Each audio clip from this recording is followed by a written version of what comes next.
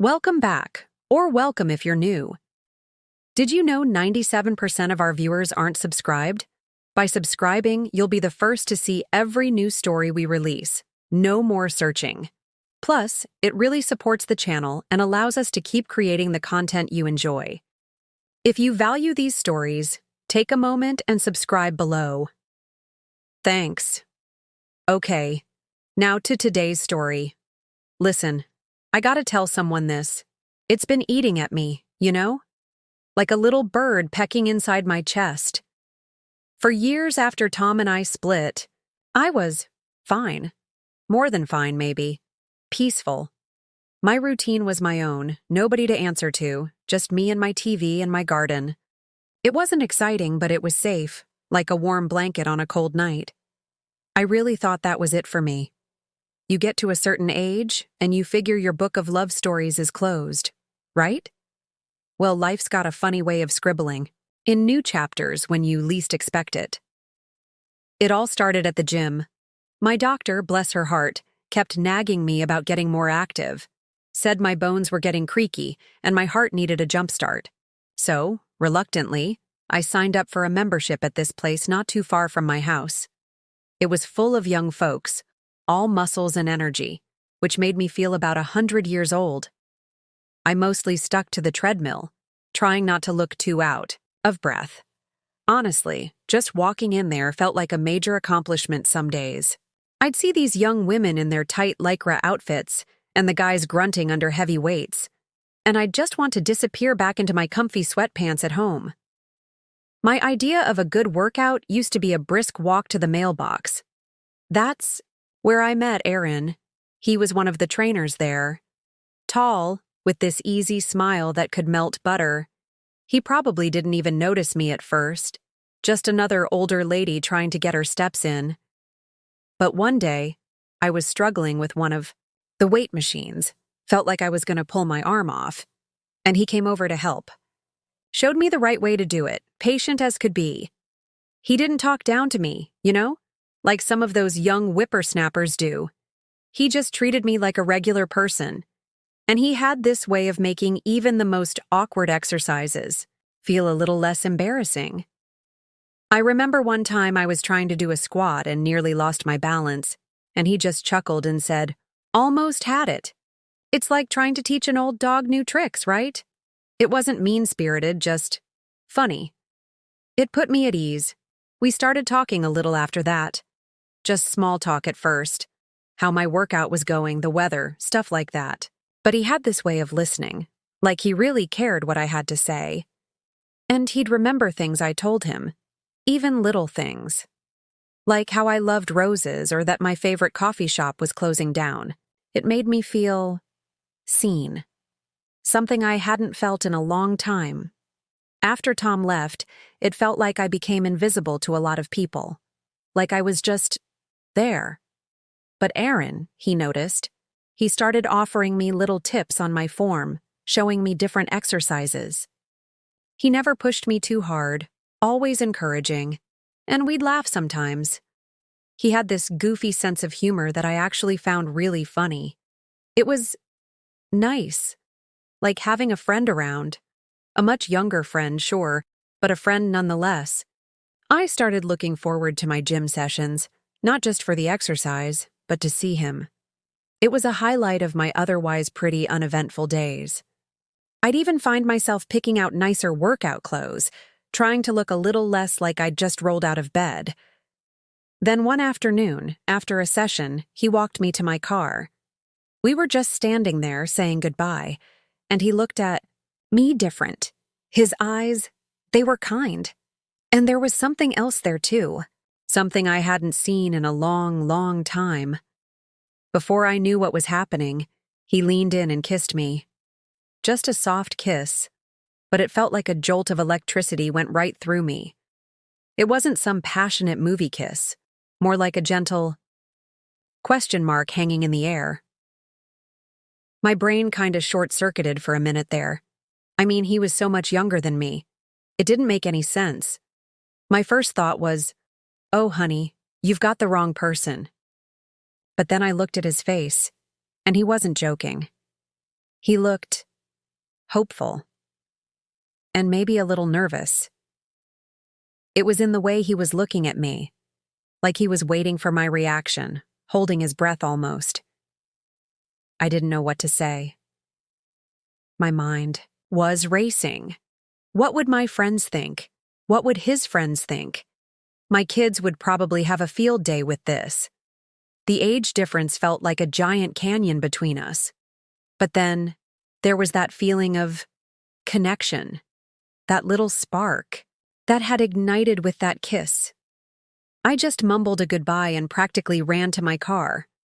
My heart was pounding like a drum solo. I kept replaying that kiss in my head. It wasn't just a peck, it had feeling, real feeling. And despite all the alarm bells going off in my head about the age difference and what people would think, a tiny little part of me, it felt good. Really good. It was like a flower that I thought had dried up years ago suddenly started to bloom again. It was confusing, exciting, and honestly, a little bit scary. I didn't know what to do with it. This wasn't supposed to happen to someone. Like me. Not anymore. My life was supposed to be quiet and predictable. And now everything felt different. I spent the rest of the day in a daze, wondering if I'd imagined the whole thing. But the memory of his lips on mine felt very, very real. The next time I went to the gym, I was a nervous wreck. I kept looking around, wondering if Aaron would even be there. And if he was, what would he say? Would he pretend like the kiss never happened? Would he apologize? My stomach was doing flip-flops. I almost turned around and went home a couple of times. But then I thought, Catherine, you're being ridiculous. Just go in there and act normal. Easier said than done, let me tell you. He was there, over by the free weights, spotting some young guy who looked like he could lift a small car. When he saw me, his eyes lit up, and he gave me that smile again. The one that made me feel like, maybe this wasn't such a crazy dream after all. He finished with the other fella and then came over to me, wiping his hands on a towel. Hey, he said, his voice a little softer than usual. Hi, I managed to squeak out. I felt my cheeks getting all hot and bothered. So, he started, and then he kind of trailed off, looking a little unsure himself. So, I echoed, feeling like a complete idiot. There was this awkward silence hanging in the air for a minute, and I thought, oh Lord, here it comes. The I'm so sorry it was a mistake speech. But then he surprised me. Dinner? He asked, looking right at me. I blinked. Dinner? I repeated, still not quite believing my ears. He nodded, that easy smile back in full force. Yeah. Tonight?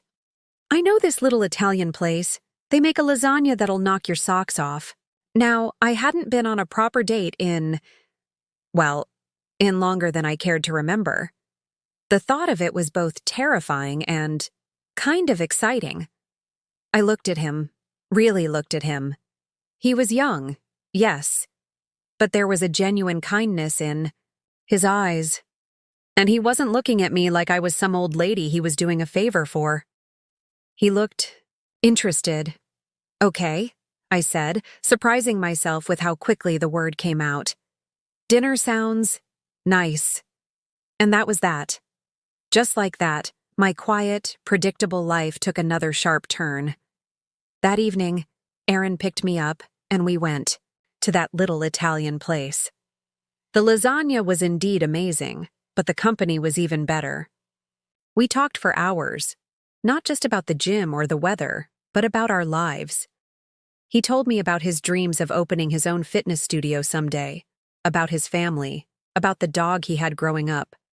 I told him about my kids, about my garden, about how much I love to read. We found these little things we had in common, these unexpected connections. Like we both loved old movies and hated reality TV. Of course, the age difference was still there, hanging in the back of my mind like a persistent little cough. I kept waiting for him to bring it up, to realize that maybe he'd made a mistake. But he didn't. He just treated me like Catherine, like someone he enjoyed being with. After dinner, he walked me to my door again. This time, there was no hesitant kiss. Instead, he just smiled and said he had a really nice time. And you know what? So did I. For the first time in years, I felt alive. Like something had been stirred inside me that I thought was long gone. We started seeing each other more after that. Not every day, but a few times a week. We'd go for walks in the park, see a movie, sometimes just sit on my porch and talk. He was always respectful, always a gentleman. And he made me laugh. Lord, how he made me laugh. He had this infectious energy that just rubbed off on me. I started feeling younger, more vibrant. My kids, when they found out, were surprised. My daughter, bless her heart, tried to be supportive, but I could see the question marks swirling around in her eyes. My son just kind of shrugged and said, "As long as you're happy, Mom," which, coming from him, was practically a declaration of love. There were moments, of course, when the age thing would hit me, like when he'd talk about music I'd never heard of, or when I'd realize I was old enough to be his mother. But then he'd do something sweet, like bring me flowers just because, or listen intently when I talked about my memories, and the age gap would seem to shrink a little. It wasn't always easy. There were definitely times when I felt insecure, wondering what a young, handsome guy like him saw in an old broad like me. But Aaron, he had a way of making me feel special, like I was the only woman in the world. And maybe, just maybe, I was starting to believe it. Things were going, well, really well, actually. Aaron and I had settled into a comfortable routine. We'd have dinner a couple of times a week, go for hikes, even started watching old movies at my place on Sunday afternoons. He'd bring the popcorn and I'd make my famous chocolate chip cookies. It felt normal, in a way that both surprised and comforted me. I hadn't expected to find this kind of companionship again, especially not with someone so different. Of course, there were still those little moments that would remind me of the age gap. Sometimes he'd mention a celebrity I'd never heard of, or a slang term that went right over my head, and I'd catch myself thinking about what his friends must say about him dating someone like me. But for the most part, we just clicked. We talked easily, we laughed a lot, and we just enjoyed each other's company. It was simple, and it was good. Then, one evening, he came over looking a little different, excited, but also a bit worried. He sat down on the sofa, fidgeting with his hands, which was something he didn't usually do. "So," he started, taking a deep breath. "Remember how I told you about my dream of opening my own gym?" I nodded. It was something he was really passionate about. He had all these ideas about creating a different kind of fitness space, one that was more community-focused and less intimidating than the big chain gyms. "Well," he continued, his voice picking up a bit of speed. "This opportunity came up. There's this small gym, about an hour outside of town. The owner's looking to sell, and the price it's actually doable." My heart sank a little. An hour away? That felt like a big distance. We'd gotten so used to seeing each other regularly. An hour might not seem like much to some people, but to me it felt like a whole different world. I tried to keep my voice even. That's great, Aaron. That's really great." I meant it. I was happy for him. This was his dream. But a little selfish part of me couldn't help but feel a pang of disappointment. He looked at me, his excitement tempered by a hint of concern. "Yeah, but?" I prompted gently. "But it's an hour away," he said, stating the obvious. "I know that's a drive." We sat there in silence for a moment, the reality of what this meant hanging between us. I could see the conflict in his eyes. He was thrilled about the opportunity, but he was also worried about what it would mean for us. "What do you think?" he finally asked, his gaze searching mine. What did I think? I thought it sucked. I thought it was unfair that just when I'd found something good again, something that made me feel happy, it was about to be complicated. But I also knew that I couldn't ask him to give up on his dream for me. That wouldn't be fair to him, and honestly, it wouldn't be fair to me either, because eventually, I'd probably resent him for it. I said slowly, trying to choose my words carefully. I think you have to go for it, Aaron. This is what you've been working towards. An hour isn't the end of the world, is it? I tried to sound more confident than I felt. He reached out and took my hand, his grip warm and reassuring. But what about us? That was the question, wasn't it? The big, scary question that neither of us really had an answer to. We'll figure it out, I said, trying to inject some optimism into my voice. We've managed so far, haven't we? An hour isn't going to change how we feel about each other. I hoped I was right. We talked about it for the rest of the evening. We talked about the logistics, about how often we'd be able to see each other. We talked about our fears, our insecurities. I confessed that I was worried about the distance, about feeling lonely again. He admitted that he was worried about our relationship not being able to withstand the physical separation. But we also talked about our commitment to making it work. We both agreed that what we had was special, something worth fighting for. We promised to talk every day, to make an effort to see each other as often as we could, to trust each other. It wasn't easy. There were definitely some tearful goodbyes in the weeks that followed as Aaron got everything sorted with the gym. It felt strange not having him around as much. My Sundays felt a little emptier without our movie afternoons. But we stuck to our promises. We talked on the phone every night before bed. I'd drive out to see him on some weekends, and he'd come into town to see me on others. It wasn't the same as before, but it was still us. We were learning to navigate this new chapter in our relationship, figuring out how to make love work across a distance. And in a way, it made our time together even more precious. We cherished every moment, knowing that it might be a little while before we saw each other again. It wasn't ideal, but it was our reality. And we were facing it together. That hour drive became a regular part of my life, and I guess I became a regular fixture on the roads heading out of town on certain weekends. Aaron was throwing himself into his new gym, putting in long hours, painting walls, buying equipment, hiring staff. He was so full of energy and excitement about it, and seeing him so happy made the distance a little easier to bear. I knew this was his dream, and I was proud of him for going after it. Our phone calls became our lifeline.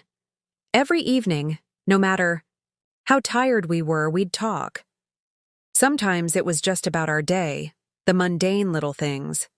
Other times, we'd have deeper conversations, sharing our worries and our hopes. It was during those calls that I really felt like our bond was growing stronger, even though we weren't physically together. We had to rely on our words, on our ability to listen and understand each other without the comfort of touch or a shared glance. And somehow, it worked. I started finding my own rhythm again, too. With Aaron gone during the week, I had more time for my garden, for my books, for catching up with my girlfriends. I even joined a book club, something I'd been meaning to do, for ages. It was good for me to have my own things going on, my own little world to retreat into when I missed him. It made our time together even more special, because we were both bringing something new to the table, something we'd experienced, on our own. When we did see each other, it was like no time had passed at all. We'd fall back into our easy banter, our comfortable silences. We'd go out for dinner at some of the local places near his new gym, explore the little town he was in, or just spend a quiet weekend at my place, catching up on movies and enjoying each other's company. Those weekends became something I looked forward to all week. It was like a little vacation, a chance to reconnect and recharge. There were definitely moments when the distance felt tough. I remember one rainy Sunday afternoon, I was feeling particularly lonely. The house felt too quiet, and I just missed having him there, sitting next to me on the sofa. I almost called him, wanting to hear his voice, but then I stopped myself. I knew he was busy at the gym, probably dealing with some sort of crisis that comes with starting a new business. I didn't want to burden him with my sadness. So I made myself a cup of tea, curled up with a book, and reminded myself that this was temporary. We were both working towards something, and this distance was just a part of the journey. And know what? That time apart, it did us good. It made us appreciate each other more.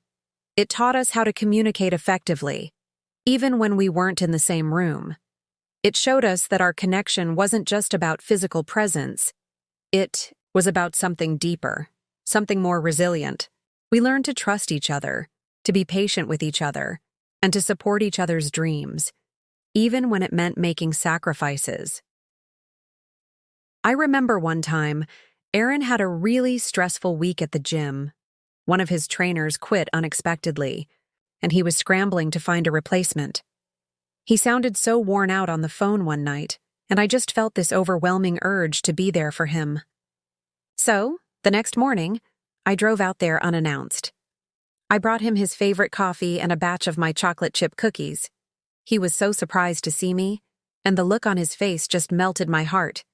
We didn't do anything special that day, just spent a quiet afternoon together, talking and holding hands. It was a small gesture, but I think it meant a lot to both of us. Those little moments of connection, those intentional efforts to bridge the distance, they were what kept us going. They were the reminders that our love was strong enough to withstand this challenge. We were both growing as individuals during this time apart, learning to be more independent and self-reliant. And when we came back together, we were even stronger, our bond even deeper. It was like the distance had forced us to really focus on what was important, on the foundation of our relationship. And that foundation, I was starting to realize, was pretty solid. The gym was a success. Aaron poured his heart and soul into it, and it really took off. He built that community he'd always dreamed of, a place where people of all ages and fitness levels felt welcome. Watching him achieve his goal was incredibly rewarding, and the pride I felt for him was immense. Our long-distance relationship, while not always easy, had become our new normal. We'd fallen into a rhythm of weekend visits and nightly phone calls. And honestly, I think it made us appreciate each other even more. The time we had together felt so precious, so intentional. We learned not to take anything for granted. Then, one Saturday morning, Aaron came to visit. He arrived earlier than usual, and he had this nervous energy about him that I hadn't seen in a while. We were having coffee in the kitchen, just like we always did, when he suddenly reached into his pocket. He pulled out a small velvet box. My heart skipped a beat. I knew what was happening. He opened the box, and inside was a simple, elegant ring. Nothing flashy, just a beautiful band with a small diamond. He looked up at me, his eyes filled with so much love. "Catherine," he said, his voice a little shaky. "I know this might seem crazy to some people, the age difference and all, but I love you, more than I ever thought possible. Will you marry me?" Tears welled up in my eyes. I couldn't believe it. Here I was, a woman who thought her chance at real love had passed, being asked to marry this wonderful man who was so much younger than me. "Yes," I whispered, my voice thick with emotion. "Oh, yes, Aaron." He slipped the ring onto my finger, and it fit perfectly. We just stood there for a long moment, holding each other, the silence filled with a happiness that words couldn't quite capture. We decided to have a small wedding, just our closest friends and family. My kids were a little surprised at first, but they were happy for me. They could see how happy Aaron made me, and that's all that really mattered. Aaron's family was equally welcoming. They were just happy that he had found someone he loved. The wedding day was beautiful. It was a simple affair, held in my garden, surrounded by all my roses in full bloom. The sun was shining, and there was a gentle breeze. As I walked down the aisle towards Aaron, standing there with that familiar, loving smile on his face, I felt a sense of peace and joy that I hadn't felt in years. The ceremony was short and sweet, filled with personal vows that we had written ourselves. When Aaron said his vows, promising to love and cherish me for all our days, age being just a number in his eyes, I knew I had made the right decision. This was it. This was the love I thought I'd never find again. Life after the wedding didn't change drastically. Aaron still had his gym, and I still had my home. We still had the hour drive between us during the week. But now, it felt different. It felt like we were truly building a life together, even with the distance. Our weekends together were even more special, knowing that we were husband and wife. We faced some challenges, of course. There were still people who raised eyebrows about our age difference. Sometimes when we were out together, I'd catch people looking at us, whispering. But we learned to ignore it. What mattered was how we felt about each other, and our love was strong enough to weather any storm. Looking back on it all, it still feels a little bit like a fairy tale. Who would have thought that after all those years of quiet solitude, I'd find love again with someone so unexpected, someone who brought so much joy and laughter back into my life. Our story isn't a conventional one, that's for sure. But it's our story. It's a story about resilience, about taking chances, about finding love when you least expect it. It's a story about accepting yourself and accepting someone else, no matter what the circumstances. And it's a story about how sometimes the most unexpected paths in life can lead to the greatest happiness. Life really does have a funny way of surprising you, and sometimes those surprises turn out to be the best gifts of all.